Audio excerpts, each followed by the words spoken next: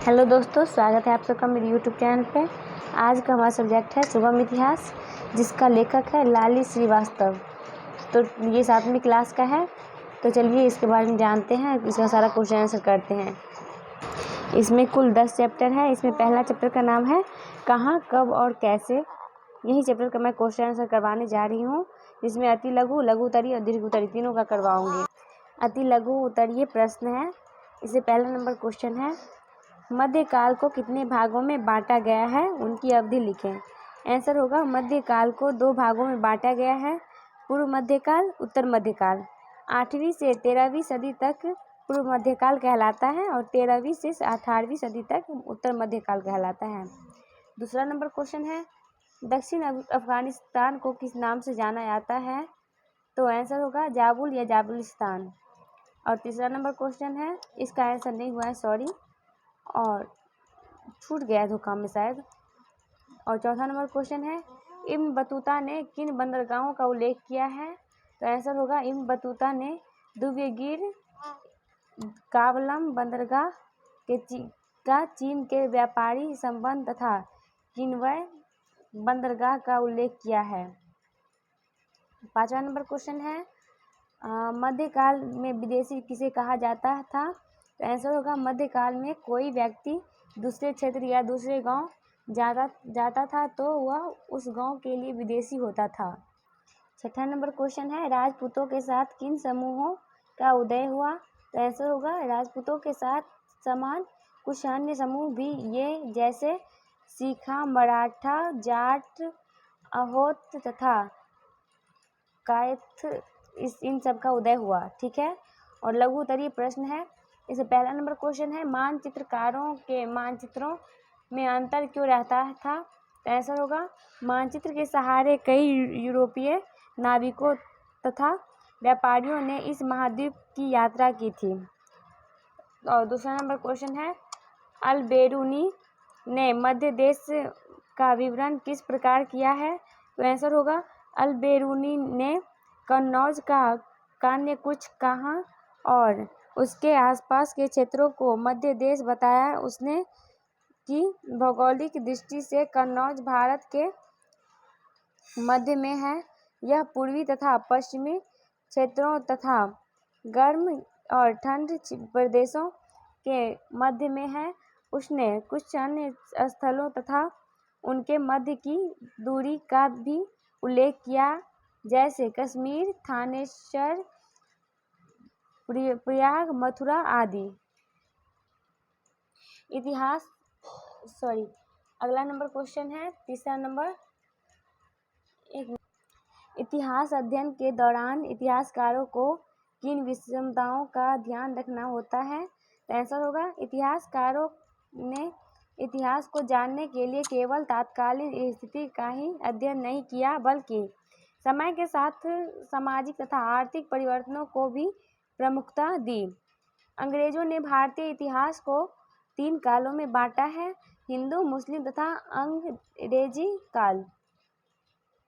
उनके अनुसार प्रत्येक समय में धर्म के क्षेत्र में महत्वपूर्ण परिवर्तन हुआ, किंतु आर्थिक या सामाजिक स्थिति में विशेष परिवर्तन नहीं हुआ। और चौथा नंबर क्वेश्चन है, अगर आप लोग कॉपी से उतारना चाहते हैं कॉपी में, तो आप लोग रोक के वीडियो अपना कॉपी कर सकते हैं इनमें से। ठीक है। और अपना ध्यान लगा पढ़ाई करें। चौथा नंबर क्वेश्चन बता रही हूँ, मध्यकाल में लोगों के रहन सहन में परिवर्तन क्यों हुआ। आंसर होगा, मध्यकाल में किसान वर्ग का महत्व बढ़ा तथा जंगल के क्षेत्रों में कृषि होने लगी। नए राज्यों तथा साम्राज्यों का उदय हुआ। साथ ही हिंदू और इस्लाम 2 प्रमुख धर्मों का संपर्क हुआ। इस समय यूरोपीय कंपनियां भारत आई। वास्तव में विभिन्न कालों के आर्थिक तथा सामाजिक परिवर्तनों की प्रकृति में बदलाव आया था। 5वां नंबर क्वेश्चन है, भक्ति मार्ग से आप क्या समझते हैं। इसका आंसर होगा, हिंदू धर्म में भक्ति मार्ग का उभरना इस काल की महत्वपूर्ण विशेषता थी। इस पंथ में बिना किसी माध्यम के पूजा करने या ईश्वर को प्राप्त करने का तरीका था। दूसरे शब्दों में, भक्त अपनी भक्ति भावना से पूजा कर सकता था। इसके अतिरिक्त भक्ति मार्ग ने समाज को एक नई दिशा और सोच दी।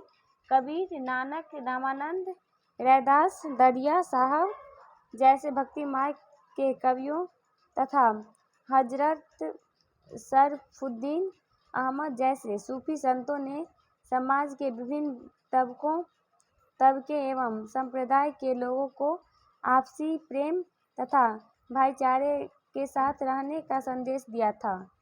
और दीर्घोत्तरीय प्रश्न स्टार्ट हो रहा है। इसे पहला नंबर क्वेश्चन है, मध्यकालीन भारतीय इतिहास के विभिन्न स्रोतों के बारे में उदाहरण सहित लिखें। आंसर होगा, मध्यकालीन इतिहास के अध्ययन के लिए इतिहासकारों ने कई स्रोतों से सहायता ली है। इनमें पुरातत्व, अभिलेख, सिक्के, वास्तुकला, साहित्य, यात्रियों के वृत्तांत आदि प्रमुख हैं। इनमें से कई स्रोत देश के भौगोलिक स्थिति को भी दर्शाते हैं। कभी कभी स्रोत द्वारा बताए गए स्थानों के नाम बदल जाने के कारण इतिहासकारों को नए नाम ढूंढना पड़ता है। अरबी लेखकों ने इंडस को हिंदुस्तान या हिंद का नाम दिया था।